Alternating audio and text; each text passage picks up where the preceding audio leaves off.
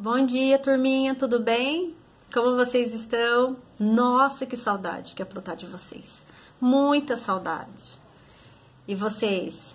Estão seguindo as orientações? Estão quietinhos em casa? Espero que todos estejam bem.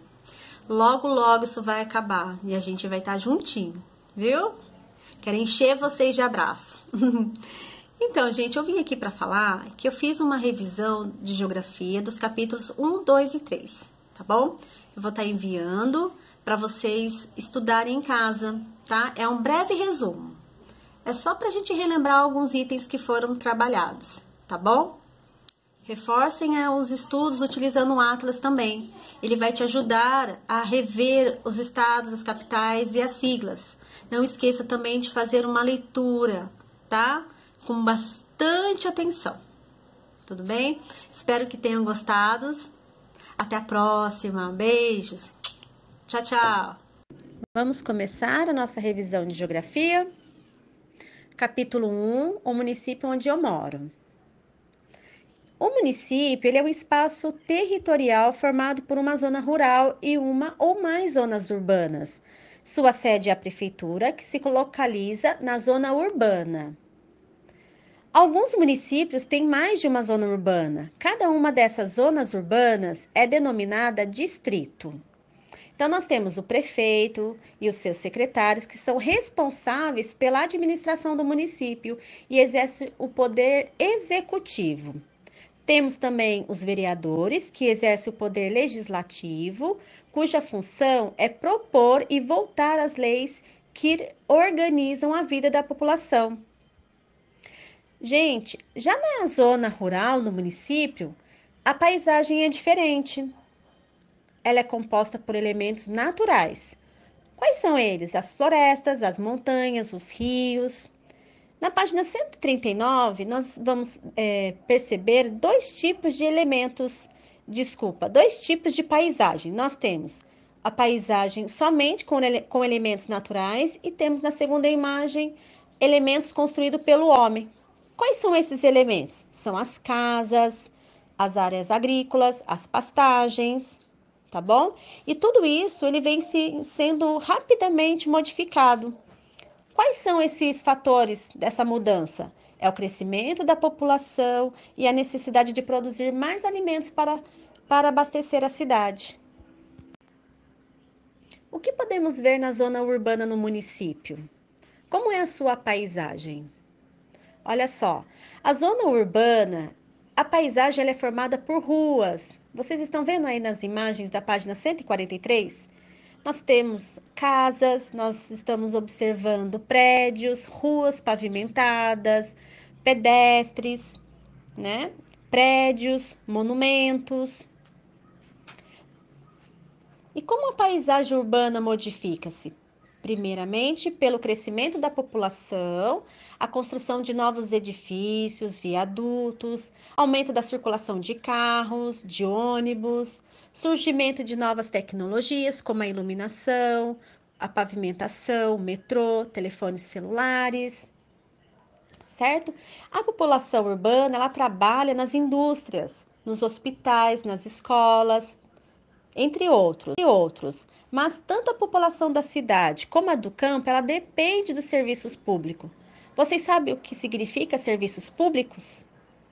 Serviços públicos são serviços fornecidos pelo governo federal, estadual ou municipal e mantidos com o dinheiro dos impostos pagos pela população. As atividades desenvolvidas no campo e na cidade são diferentes, como podemos observar na imagem a seguir.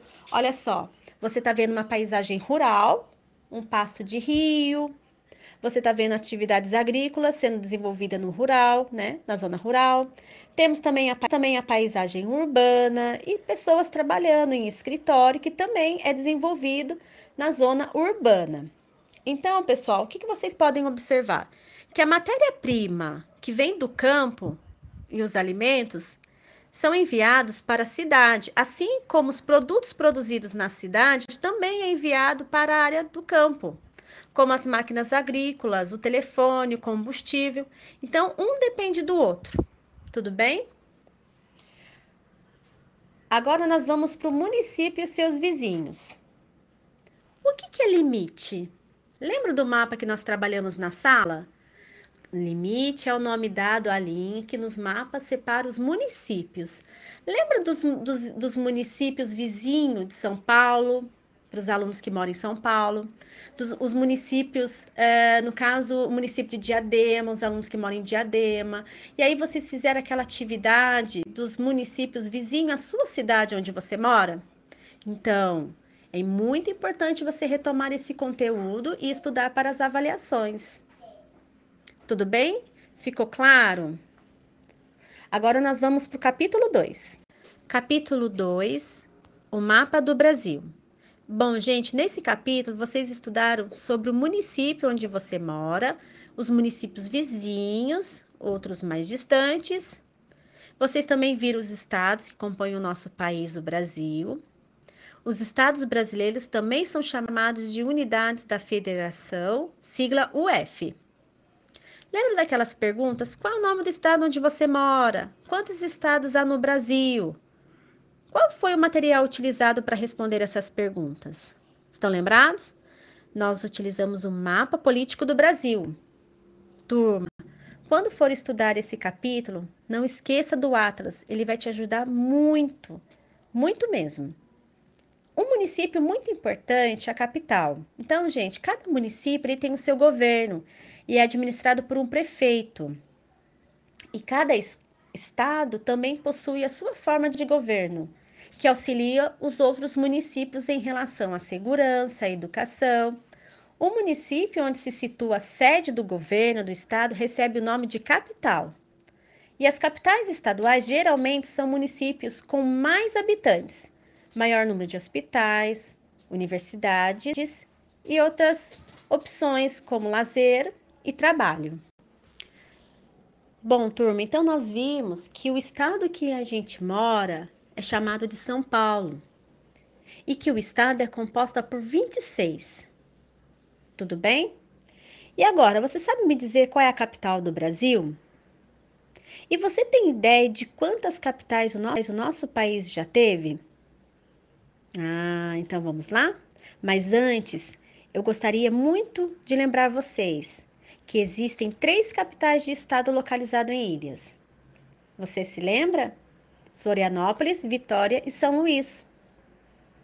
Agora nós vamos conhecer um pouquinho de Brasília, a capital do Brasil.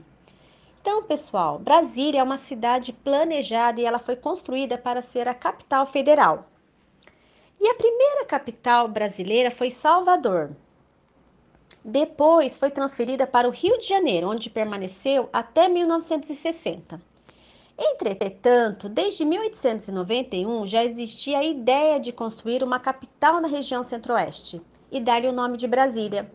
Foi então em 1956 que o presidente Juscelino Kubitschek tornou-se a construção de Brasília prioridade de seu governo.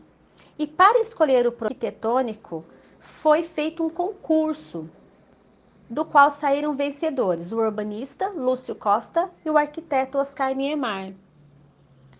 Em 21 de abril de 1960, tornou-se o símbolo da modernidade. Foi quando Brasília foi inaugurada. E por ser a capital federal, Brasília não pertence a nenhum estado. O território onde está situada é independente e é chamado de Distrito Federal. O Distrito Federal é representado pela sigla DF. E você, sabia? O Palácio da Alvorada, construído em Brasília para servir de residência ao presidente da República, foi o primeiro edifício inaugurado na cidade. E o Palácio do Planalto é o local onde está situado o gabinete do presidente, onde o presidente trabalha. E é a sede do Poder Executivo do governo federal brasileiro. Em 21 de abril de 1960, foi a data da inauguração de Brasília. Instalaram-se ali os 3 poderes da República: Executivo, Legislativo e Judiciário. Pessoal, force a leitura da página 158, tudo bem? Em seguida, nós vimos também, lá na lição de casa, os municípios. Não deixam de estudar, não deixam de ver também os nomes dos estados, das capitais, tá bom? Nós trabalhamos muito isso no Atlas, no mapa do Brasil político. Então, essa é a hora de rever esse conteúdo. Então, não se esqueça, é só você lembrar dos municípios vizinhos, dos limites, o que é o limite, os estados. Quais são os estados que são vizinhos de São Paulo? Reveja, é muito importante. Agora nós vamos para o capítulo 3. Vamos lá? Bom, turminha, capítulo 3, o relógio de Sol e as direções cardeais. O movimento aparente do Sol e as direções cardeais. Bom, gente, ao observarmos várias vezes o relógio do Sol, percebemos que em determinada época do ano, o Sol nasce sempre na mesma direção e se põe do lado oposto. Isso nos dá a impressão que nós estamos parados e é o Sol que está se movimentando. E não é isso que acontece. É a Terra que gira em torno de si mesma. Não é o Sol que se move, e sim o nosso planeta.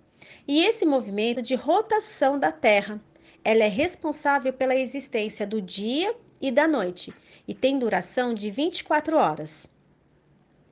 Desde que perceberam que o Sol nasce sempre na mesma direção, as pessoas passaram a utilizá-lo como ponto de referência, dando nome a essas direções. Ele nasce no leste e se põe no oeste.